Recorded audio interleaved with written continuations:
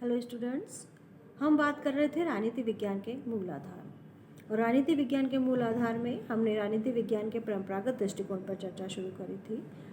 पूर्व की क्लासों में हमने राजनीति विज्ञान की विभिन्न परिभाषाएं देखी। इस दृष्टिकोण के तहत राजनीति विज्ञान के अध्ययन क्षेत्र के बारे में बात करी और राजनीति विज्ञान के स्वरूप के बारे में भी बात करी।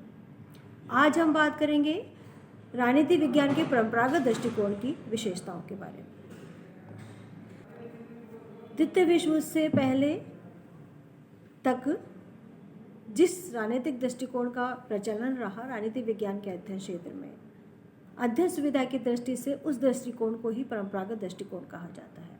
अर्थात ये कहा जा सकता है कि द्वितीय विश्व युद्ध के पश्चात जो भी अध्ययन हुआ राजनीति विज्ञान के अध्ययन क्षेत्र में, वो आधुनिक दृष्टिकोण के तहत हुआ था और द्वितीय विश्व युद्ध से पूर्व जो अध्ययन हुआ वो परंपरागत दृष्टिकोण के तहत अध्ययन माना जाता है। अर्थात विभिन्न विद्वानों द्वारा जो है परंपरागत दृष्टिकोण का समर्थन किया गया। और परंपरागत दृष्टिकोण के समर्थक विद्वानों में आते हैं प्लेटो, अरस्तु, Cicero, Saint Augustine, Saint Aquinas.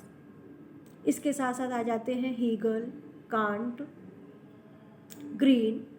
ये जो विभिन्न विद्वान हैं, इन्होंने जो है परंपरागत दृष्टिकोण के तहत अध्ययन करते हुए विभिन्न सिद्धांतों का निर्माण किया और परंपरागत दृष्टिकोण के तहत ही उन्होंने जो है राजनीति विज्ञान का अध्ययन प्रस्तुत किया। तो परंपरागत दृष्टिकोण के संदर्भ में कहा जा सकता है कि परंपरागत दृष्टिकोण के तहत जो अध्ययन प्रस्तुत किया जाता था वो आदर्शात्मक अध्ययन प्रस्तुत किया जाता था। अर्थात उन परंपरागत दृष्टिकोण के समर्थक विद्वानों द्वारा जो है राजनीति विज्ञान विषय का अध्ययन जो है वो काल्पनिक हुआ करता था, तार्किक हुआ करता था और वो ज़्यादातर जो है आदर्श राज्य की स्थापना की बात करते थे। उनके द्वारा विषय का आदर्शात्मक अध्ययन प्रस्तुत किया गया। अर्थात वो विषय का अनुभवात्मक अध्ययन प्रस्तुत नहीं करते थे, बल्कि वो विषय का काल्पनिक और आदर्शात्मक अध्ययन प्रस्तुत उनके द्वारा किया गया था। तो इस बारे में कहा जा सकता है कि हम परंपरागत दृष्टिकोण की विभिन्न विशेषताओं के बारे में बात करें तो सबसे पहले विशेषता ही ये आ जाती है कि परंपरागत दृष्टिकोण जो था वो दर्शन शास्त्र से प्रभावित अध्ययन उसमें हुआ करता था। अर्थात ये कहा जा सकता है कि परंपरागत दृष्टिकोण के समर्थक विद्वान जो है राजनीति विज्ञान और दर्शन शास्त्र के घनिष्ठ संबंधों को स्वीकारते हैं या घनिष्ठता को स्वीकारते हैं। और ये भी कहा जा सकता है कि कई विद्वान तो ये कहते हैं कि राजनीति विज्ञान जो है वो दर्शन शास्त्र की एक उपशाखा है। इस रूप में भी वो जो है राजनीति विज्ञान को स्वीकार करते हैं। इसके साथ साथ ये भी कहा जा सकता है कि परंपरागत दृष्टिकोण के समर्थक विद्वान जो हैं उन्होंने दर्शन शास्त्र और राजनीति विज्ञान के संयोग से ज्ञान की एक नई शाखा का निर्माण किया जिसे राजनीतिक दर्शन कहा गया और राजनीतिक दर्शन के तहत उनके द्वारा विभिन्न सिद्धांतों का निर्माण किया गया।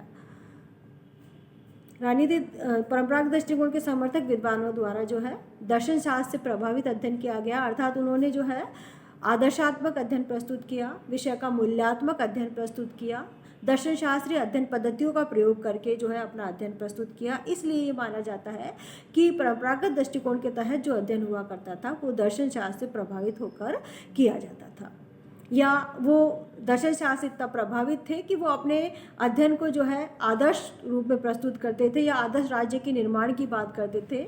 जैसे कि हीगल ने विश्वात्मा की बात करी, इसी प्रकार सेंट ऑगस्टाइन ने सिटी ऑफ गॉड की बात करी, इसी प्रकार प्लेटो ने जो है दार्शनिक राजा की बात करी या दार्शनिक राज्य की बात करी, साम्यवाद की बात करी, और रूसो ने जो है सामान्य इच्छा की बात करी। तो ये सभी सिद्धांत जो उनके द्वारा दिए गए थे ये आदर्शवाद से प्रभावित सिद्धांत थे।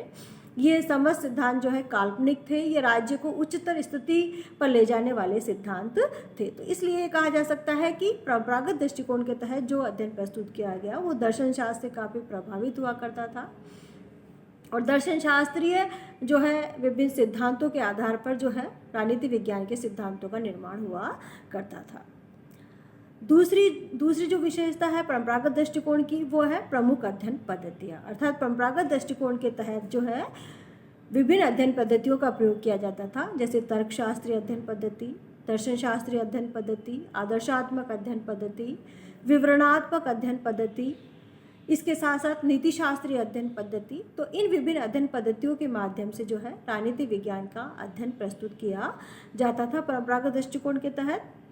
इसके साथ साथ ये भी कहा जा सकता है कि परंपरागत दृष्टिकोण के तहत बाद में जो है तुलनात्मक अध्ययन पद्धति या विश्लेषणात्मक अध्ययन पद्धतियों का भी प्रयोग किया जाने लगा।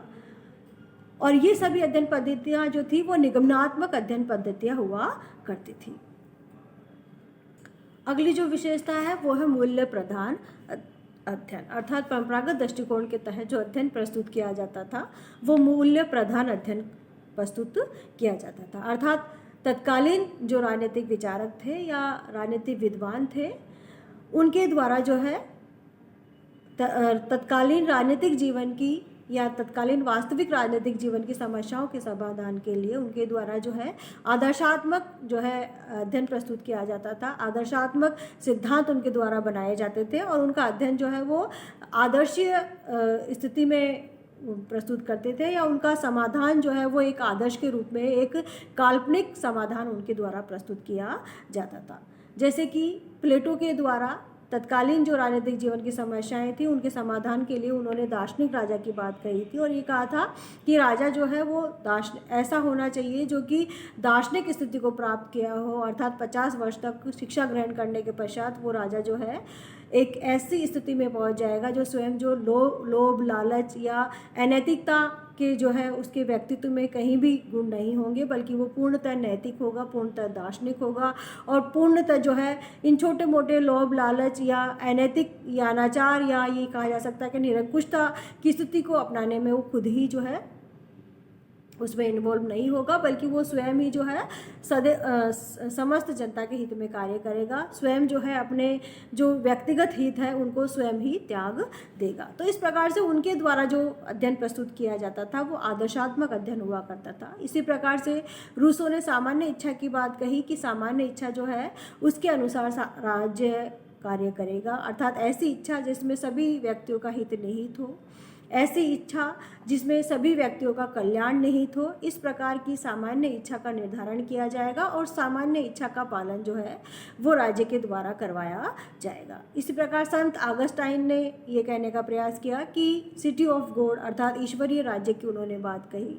हीगल ने जो है विश्वात्मा की बात कही। तो इस प्रकार उनका जो अध्ययन हुआ करता था वो स्वयं के नैतिक मूल्यों से प्रभावित अध्ययन हुआ करता था, या उनका अध्ययन जो था वो ऐसा अध्ययन हुआ करता था कि वो राज्य में नैतिक मूल्यों की स्थापना करना चाहते थे और इसलिए वो आदर्श राज्य की बातें करते थे। तो उनका अध्ययन जो था वो अध्ययनकर्ता के मूल्यों से प्रभावित रहता था, इसलिए उनके अध्ययन को मूल्य प्रधान अध्ययन कहा जाता है। या ये भी कहा जा सकता है कि उनके अध्ययन में राज्य में मूल्यों की स्थापना की बात या नैतिक मूल्यों की स्थापना के लिए प्रयास किया जाता था, इसीलिए वो दार्शनिक राजा की बात करते थे, इसीलिए वो सामान्य इच्छा की बात करते थे और इसीलिए जो है वो विश्वात्मा की बातें करते थे। तो इस प्रकार से उनका अध्ययन जो था वो पूर्णतः आदर्शवादी अध्ययन था, मूल्य प्रधान अध्ययन था, नैतिक मूल्यों को स्थापित करने वाला अध्ययन हुआ करता था।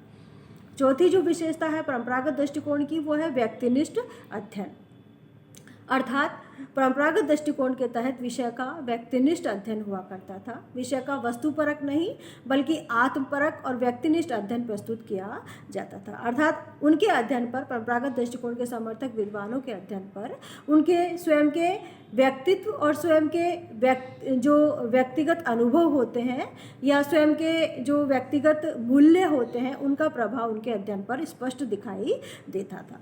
जैसे कि उदाहरण के तौर पर हम ये देखें कि हॉब्स, लॉक, रूसो ने तीनों ने ही मानव स्वभाव की बात कही थी और मानव स्वभाव के आधार पर उन्होंने सामाजिक समझौते की बात कही थी और राज्य की स्थापना की बात कही थी या राजनीतिक समझौते की बात कही थी। जैसे कि हॉब्स ने व्यक्ति को जो है पूर्णतः क्रूर प्राणी माना था, झगड़ालू प्राणी माना था, ईर्ष्यालु प्राणी माना था। हॉब्स ने ऐसा इसलिए माना था क्योंकि जब उन्होंने जन्म लिया तब मेल्सबर्न में जो है अल्मेडा का युद्ध छिड़ा हुआ था और अल्मेडा के युद्ध छिड़ा होने के कारण राज्य में भय का वातावरण था, ईर्ष्या का वातावरण था, संघर्ष का वातावरण था। तो ऐसी स्थिति में जो हॉब्स थे उनके स्वयं के व्यक्तित्व पर ऐसा प्रभाव पड़ा कि व्यक्ति जो है वो स्वभाव से ही झगड़ालू, ईर्ष्यालु और संघर्ष में लीन रहने वाला प्राणी होता है। तो इसलिए उन्होंने मानव स्वभाव की ऐसी ही कल्पना करी। उन्होंने यही माना कि मनुष्य प्रकृति से ही ऐसा होता है, जबकि लॉक ने ऐसा बिल्कुल नहीं माना। लॉक ने इसके विपरीत बात कही कि व्यक्ति जो है स्वभाव से नैतिक प्राणी होता है, शांतिप्रिय प्राणी होता है और वो प्राकृतिक अवस्था में जो है शांति से रहता था और इसीलिए वो शांति से रहना चाहता है, एक दूसरे के साथ अपना जीवन व्यतीत करना चाहता है, समाज में अपना जीवन व्यतीत करना चाहता है। तो कुल मिला के बात यह है कि परंपरागत दृष्टिकोण के तहत जो अध्ययन प्रस्तुत किया गया था विभिन्न विद्वानों द्वारा, वो उनके स्वयं के व्यक्तिनिष्ठ अध्ययन, उनका स्वयं का व्यक्तिनिष्ठ अध्ययन हुआ करता था। उनके स्वयं के व्यक्तिगत जो अनुभव थे उनसे प्रभावित अध्ययन हुआ करता था। उनके स्वयं के व्यक्तिगत मूल्यों से प्रभावित अध्ययन हुआ करता था। उनका अध्ययन वस्तुनिष्ठ नहीं हुआ करता था। विषय जैसा है उसको वैसा ही उनके द्वारा प्रस्तुत नहीं किया जाता था, बल्कि उसमें स्वयं के जो अनुभव और मूल्य जो है उसमें जोड़ते हुए वो स्वयं के अनुभवों के आधार पर विषय से संबंधित अध्ययन प्रस्तुत किया करते थे। जैसे मैंने आपको उदाहरण बताया। अगली जो विशेषता है वो अध्ययन विषय में निरंतरता, अर्थात परंपरागत दृष्टिकोण के तहत जो अध्ययन चला आ रहा था उस अध्ययन विषय में निरंतरता चली आ रही है। अर्थात पूर्व से ही राजनीति विज्ञान विषय के अध्ययन में राज्य के अध्ययन को सम्मिलित किया जाता है, सरकार के अध्ययन को सम्मिलित किया जाता है, इसके साथ साथ राजनीतिक व्यवस्थाओं के अध्ययन को सम्मिलित किया जाता है। तो इस प्रकार से ये जो अध्ययन विषय है ये निरंतरता लिए हुए है, अर्थात राज्य की स्थापना से पूर्व की स्थिति अर्थात प्राकृतिक अवस्था के बारे में देखते हुए राज्य की स्थापना किस प्रकार से हुई, फिर राज्य की वर्तमान स्थिति क्या है और राज्य की भावी स्थिति किस प्रकार से होनी चाहिए, इस संदर्भ में उनके द्वारा अध्ययन प्रस्तुत किया जाता था। तो इस प्रकार से उनका अध्ययन जो है वो निरंतरता लिए हुए था। उनके अध्ययन विषय में जो है निरंतरता बनी हुई थी और उनके अध्ययन में धीरे धीरे जो है नवाचार भी आ रहा था। फिर है कानूनी, औपचारिक, संस्थागत अध्ययन को प्रमुख था, अर्थात परंपरागत दृष्टिकोण के समर्थक विद्वानों द्वारा विषय का कानूनी अध्ययन किया जाता था, औपचारिक अध्ययन किया जाता था और संस्थागत अध्ययन को वो प्रमुखता प्रदान करते थे। अर्थात राज्य की विभिन्न संस्थाओं का अध्ययन उनके द्वारा अपने अध्ययन में सम्मिलित किया जाता था। उनका वो विधिक अध्ययन प्रस्तुत करते थे और उनका सिर्फ वो औपचारिक अध्ययन प्रस्तुत करते थे कि राज्य के द्वारा जैसे कि राज्य के द्वारा किस प्रकार से कार्य किया जाए, न्याय की स्थापना किस प्रकार से की जाए, स्वतंत्रता क्या है। तो इस संदर्भ में वो जो है विषय का सिर्फ वैधानिक अध्ययन प्रस्तुत करते थे। इसके साथ साथ संस्थागत अध्ययन करते थे कि राज्य की कौन कौन सी संस्थाएं हैं, उसके कौन कौन से अंग हैं, उन अंगों का कौन कौन से कार्य है। जैसे कि उदाहरण के तौर पर जो शासन की जो विभिन्न संस्थाएं हैं जैसे कार्यपालिका, व्यवस्थापिका, इन संस्थाओं के अध्ययन को वो अध्ययन में सम्मिलित करते थे।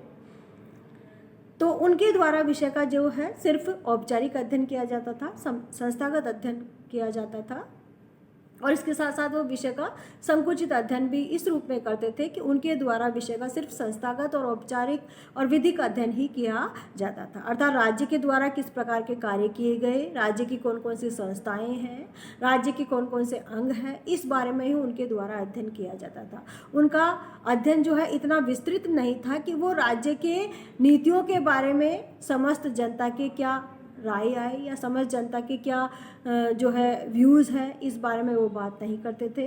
अर्थात जनता की प्रतिक्रियाओं के बारे में वो बात नहीं करते थे। वो मनुष्य के राजनीतिक व्यवहार को अध्ययन में सम्मिलित नहीं करते थे। तो इस रूप में ये माना जाता है उनके बारे में कि उनका जो अध्ययन हुआ करता था वो संकुचित अध्ययन हुआ करता था। उनका अध्ययन जो था वो सिर्फ औपचारिक अध्ययन हुआ करता था, संस्थागत अध्ययन हुआ करता था। उनका अध्ययन जो है वो व्यवहारिकता लिए हुए नहीं था। उनके अध्ययन में व्यक्ति के राजनीतिक जीवन या व्यक्ति के राजनीतिक व्यवहार को जो है अध्ययन में सम्मिलित नहीं किया जाता था। तो इसलिए उनका अध्ययन जो है संकुचित अध्ययनों की श्रेणी में रखा जाता था। इस संदर्भ में एक्सटीन तथा एप्टर का कहना है कि परंपरागत दृष्टिकोण पाश्चात्य राजनीतिक व्यवस्था तक सीमित रहा है और प्रमुखतया एक संस्कृति या समूह का ही इसमें अध्ययन किया गया है। अर्थात एप्टर ने ये कहने का प्रयास किया कि परंपरागत दृष्टिकोण के तहत जो है पाश्चात्य राजनीतिक व्यवस्थाओं को ही अध्ययन में सम्मिलित किया जाता था निष्कर्ष तौर पे कहा जा सकता है कि परंपरागत दृष्टिकोण की अपनी कमियां रही है, जिसकी प्रतिक्रिया स्वरूप आधुनिक वैज्ञानिक दृष्टिकोण का जन्म हुआ है। लेकिन 20वीं सदी के उत्तरार्ध में कुछ राजनीति वैज्ञानिक जैसे कि लियो स्ट्रास, माइकल ऑक्सफोर्ड, हन्ना अरेंट आदि विचारकों एवं सिद्धांतकारों ने राजनीति विज्ञान के परंपरागत दृष्टिकोण को आगे बढ़ाया है। अर्थात ये कहा जा सकता है कि परंपरागत दृष्टिकोण की कुछ विशेषताएं रही है, कुछ कमियां पाई गई है कि कमियों में महत्वपूर्ण कमी आ जाती है कि परंपरागत दृष्टिकोण के तहत राजनीति विज्ञान विषय का सैद्धांतिक अध्ययन प्रस्तुत किया गया, संकुचित अध्ययन प्रस्तुत किया गया और उनके द्वारा विषय का जो है सिर्फ आत्मपरक अध्ययन प्रस्तुत किया गया। उनके द्वारा विषय का वस्तुपरक अध्ययन प्रस्तुत नहीं किया गया और ना ही उनके द्वारा मानव के राजनीतिक व्यवहार को जो है अध्ययन में सम्मिलित किया गया। उनके अध्ययन में जो है वैज्ञानिकता की कमी रही। तो इसलिए ये कहा जा सकता है कि परंपरागत दृष्टिकोण में जो है कुछ कमियां भी पाई गई है, फिर भी जो है आधुनिक दृष्टिकोण के समर्थक विद्वान जैसे लियो स्ट्रास, माइकल ऑक्सफोर्ड, हन्ना अरेंट आदि ने जो है परंपरागत दृष्टिकोण का समर्थन किया आधुनिक युग में भी, और उन्होंने जो है परंपरागत दृष्टिकोण को आगे बढ़ाने का प्रयास किया।